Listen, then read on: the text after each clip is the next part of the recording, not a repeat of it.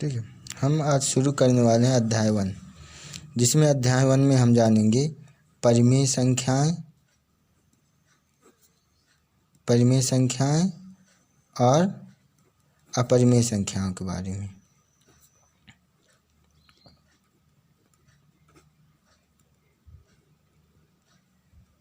ठीक है। तो इसमें हम सबसे पहले जानेंगे परिमेय संख्या।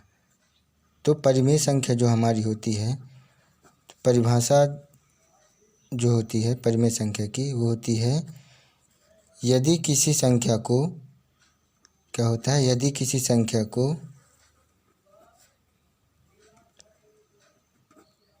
P/Q के रूप में लिखा जा सके, वह संख्या हमारी क्या कहलाती है, परिमेय संख्या के अंतर्गत आ जाती है। ठीक है। अब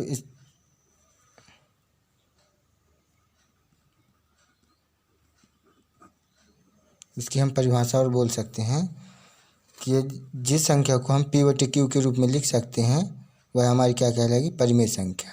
ठीक है। जो संख्या P/Q के रूप में लिखी जा सके वह परिमेय संख्या कहलाएगी। तो परिमेय संख्या जैसे हम किस किस को P/Q के रूप में लिख सकते हैं, यदि हमारी कोई भी हमारी कौन सी संख्या है, चाहे पूर्णांक हो, ठीक है, चाहे पूर्णांक हो, चाहे प्राकृत संख्या हो और चाहे पूर्ण संख्या हो। ठीक है। जैसे कि मालूम होगा कि पूर्णांक जो होती है हमारे शून्य से लेकर अनंत तक की संख्या क्या कहलाती है, पूर्णांक। नहीं, पूर्णांक में जो होता है शून्य से नहीं, मतलब शून्य से लेकर अनंत तक की, और यहाँ शून्य से मतलब माइनस की ओर लेकर संख्या, जो संख्या रेखा पर निरूपित करते हैं, शून्य से यहाँ धनात्मक, दाएं साइड धनात्मक होती है और बाएं साइड ऋणात्मक संख्या होती है। यहाँ भी अनंत तक, यहाँ जो होती है धनात्मक संख्या और यहाँ होती है ऋणात्मक संख्या। तो यहाँ से लेकर कोई भी संख्या हम ले लें तो हमारी क्या कहलाती है, पूर्णांक।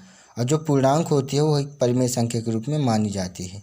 हमारी प्राकृत संख्या हो गई, वो होती है एक से लेकर अनंत तक की संख्या क्या कहलाती है, प्राकृत संख्या। और पूर्ण संख्या शून्य से लेकर अनंत तक की क्या कहलाती है, पूर्ण संख्या कहलाती है। इनमें हमारा पूर्णांक में चाहे -6 हो, चाहे 0 हो, चाहे 4 हो, चाहे 8 हो, ये सभी हमारी क्या कहलाएंगी, परिमेय संख्या। प्राकृत संख्या 1 से लेकर अनंत तक कुछ भी लिख लें, हम 15 लिख लें, कुछ भी लिख लें, इसमें हम 0 से लेकर अनंत तक कोई भी संख्या ले सकते हैं। ठीक है। वो हमारी क्या कहलाएगी, सही परिमेय संख्या कहलाती हैं। क्योंकि हम इनको इसलिए परिमेय संख्या कहेंगे क्योंकि इनको हम क्या लिख सकते हैं, जैसे हमारा हो गया 4, इसके बटे हम 1 कर सकते हैं, जो हमारी एक परिमेय के रूप में व्यक्त होती है, जो हमारा कहे में P/Q के रूप में आ जाता है। ठीक है। अतः वह संख्या, सभी वास्तविक संख्याएं जिन्हें हम P/Q के रूप में परिभाषित कर सकें, वह हमारी क्या कहलाएगी, परिमेय संख्या। ठीक है।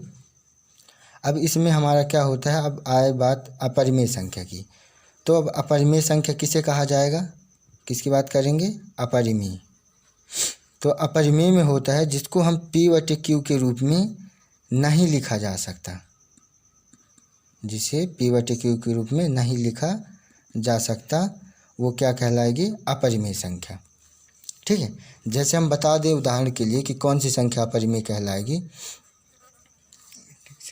ठीक है। तो क्या कहलाएगी हमारी, जैसे हमारी कोई भी दशमलव के बाद की संख्या हो गई, दशमलव में लिखी है 8, 6, 5, 4, जैसे हम किसी संख्या का भाग देते हैं तो हमारी संख्या बढ़ती ही जाती है, मतलब इसका कोई अंत नहीं होता है। तो इसको तो हम परिमेय संख्या के रूप में नहीं बना सकते। यदि हम बनाने की कोशिश भी करें तो हम शून्य को छोड़कर हम 8, 6, 5, 4 आगे की जितनी भी संख्या लिखेंगे, उसके बाद हम दशमलव का 1 लेकर जितनी दशमलव के बाद की संख्या उतना शून्य लगाएं, तो क्या यह परिभाषित हो सकता है, यह अपरिभाषित होता है। ठीक है। क्या होता है, अपरिभाषित होता है। अतः इसको हम परिमेय संख्या के रूप में व्यक्त नहीं कर सकते हैं। ठीक है। अतः यह क्या कहलाएगी, अपरिमेय संख्या। जैसे कोई भी हमारी संख्या हो गई। अब आई बात कहे कि अंडर रूट, जो रूट में संख्या होती है, जैसे हमारा हुआ अंडर रूट 2, इसका होता है 1.414 या समथिंग आगे और संख्याएं होती हैं। इसको यदि हम परिमेय संख्या के रूप में लिखना चाहें तो इसको जब लिखेंगे तो ये हमारे ये भी क्या हो जाएगा, अपरिभाषित हो जाएगा। कहे कि हम 1 दशमलव के बाद, ठीक है, देखिए जैसे हम इसमें बताएं कि अब इसके बाद की संख्या की यदि हम P/Q के रूप में लिखना चाहें तो इसकी आंगिक संख्या हमको लिखनी पड़ेगी और इसके नीचे फिर दशमलव के स्थान का 1 लेकर 0 लगाना पड़ेगा। मतलब यह भी हमारा अपरिभाषित हो जाएगा। इसके कारण यह भी हमारी क्या कहलाएगी, अंडर रूट 2 अपरिमेय संख्या कहलाएगी। ठीक है।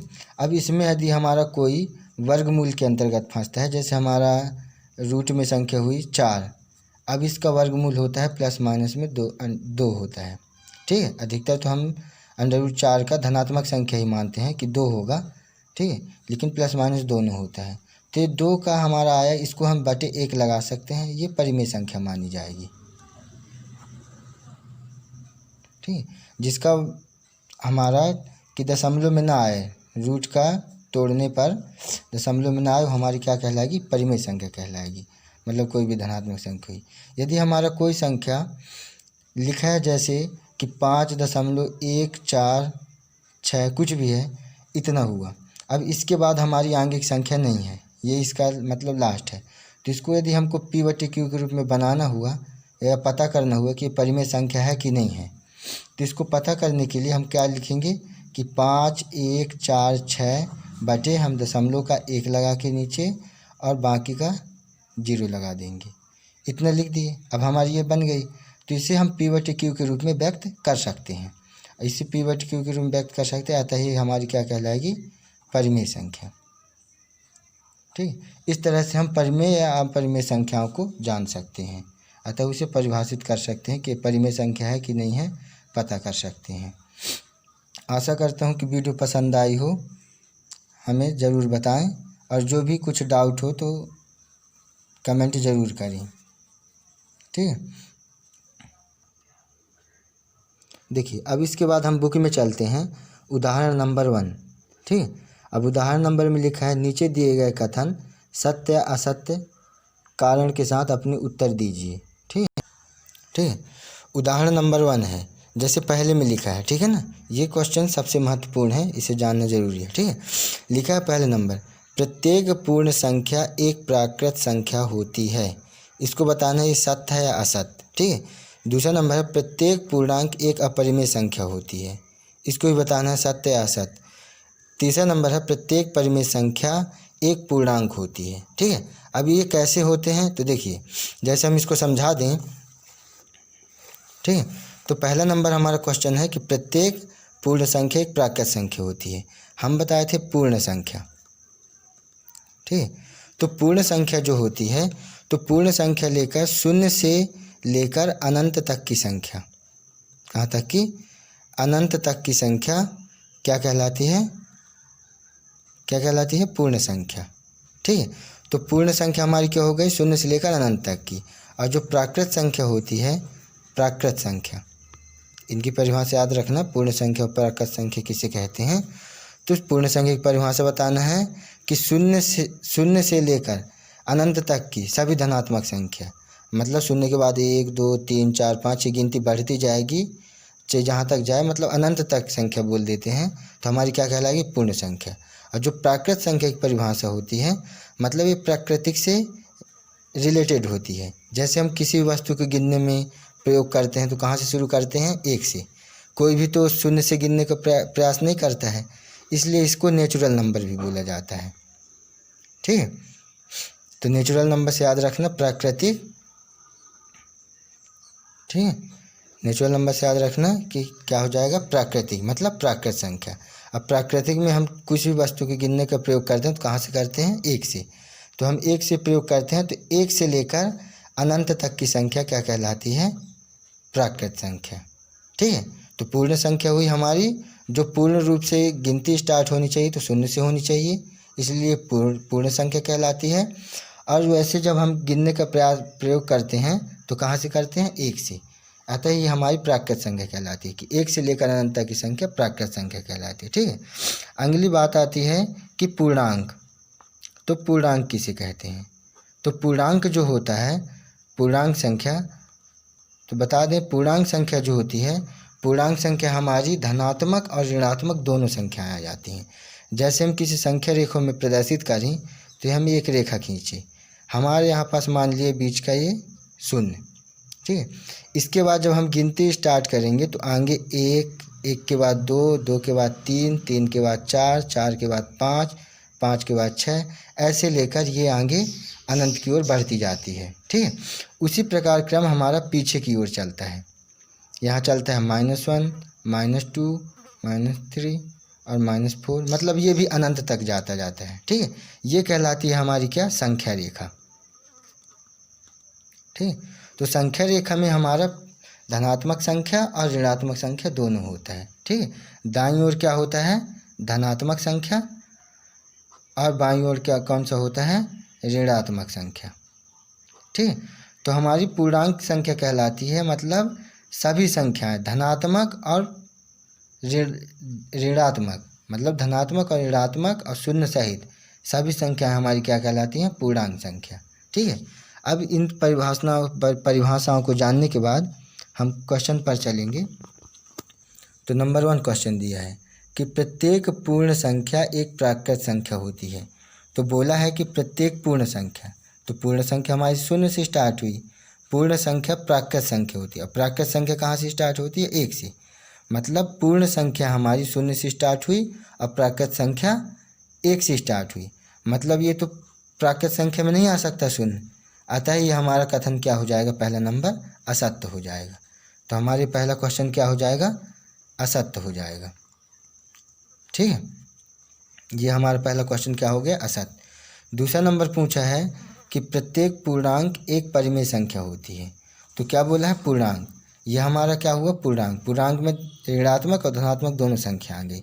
चाहे हमारा ऋणात्मक हो -4 तो बटे हम 1 कर सकते हैं, चाहे हमारा धनात्मक हो तब भी हम बटे 1 कर सकते हैं। अतः ये दोनों हमारी परिमेय संख्या कहलाती हैं। तो हमारे क्वेश्चन के अनुसार क्या हुआ कि प्रत्येक पूर्णांक एक परिमेय संख्या होती है, मतलब ये हमारा क्या हो जाएगा? सत्य हो जाएगा। ठीक है। इसको ध्यान रखना। अब फिर तीसरा नंबर क्या है? प्रत्येक परिमेय संख्या एक पूर्णांक होती है। ठीक है। तो क्या बताया? परिमेय संख्या। अब परिमेय संख्या क्या बोला? पूर्णांक। तो प्रत्येक परिमेय संख्या पूर्णांक संख्या नहीं हो सकती। ठीक है। क्या बोला है? प्रत्येक परिमेय संख्या एक पूर्णांक होती है, तो प्रत्येक परिमेय संख्या पूर्णांक नहीं हो सकती। क्या कि हमारे पूर्णांक में जो आता है, तो देखो हम क्या बता रहे थे कि प्रत्येक परिमेय संख्या पूर्णांक होती है, तो ये क्या हो जाएगा? हमारा कथन असत्य हो जाएगा। कैसे हुआ? जैसे हमारी संख्या रेखा पर ऋणात्मक और धनात्मक संख्या आती है ये। ठीक है। अब ये हमारी संख्याएं, हमारी परिमेय संख्या जैसे हो गया 1/2। अब हम संख्या रेखा पर देखेंगे तो 1/2 तो हमें कहीं दिखेगा नहीं, नज़र नहीं आएगा, वैसे होता है। लेकिन ये हमारे जो नेचुरल में देखा जाए तो हमारे 1/2 ये क्या होगा? पूर्णांक नहीं होगा। ठीक। इसलिए हमारी प्रत्येक परिमेय संख्या क्या हो जाएगी? पूर्णांक नहीं हो सकती है। जैसे हम 3/4 लिख दिए तो 3/4 तो हमारी संख्या रेखा पर नहीं दिखाई देती है। 4 हुआ, या कि हमारी वास्तविक संख्या ऐसी लिखी हो तब तो हमारा पूर्णांक हो सकता है। अगर इस तरह लिखी हो तो ये भी परिमेय संख्या, और परिमेय संख्या ये है, लेकिन ये पूर्णांक नहीं है। ठीक है। तो ये हमारा तीसरा नंबर क्वेश्चन क्या हो जाएगा? असत्य हो जाएगा। ठीक है।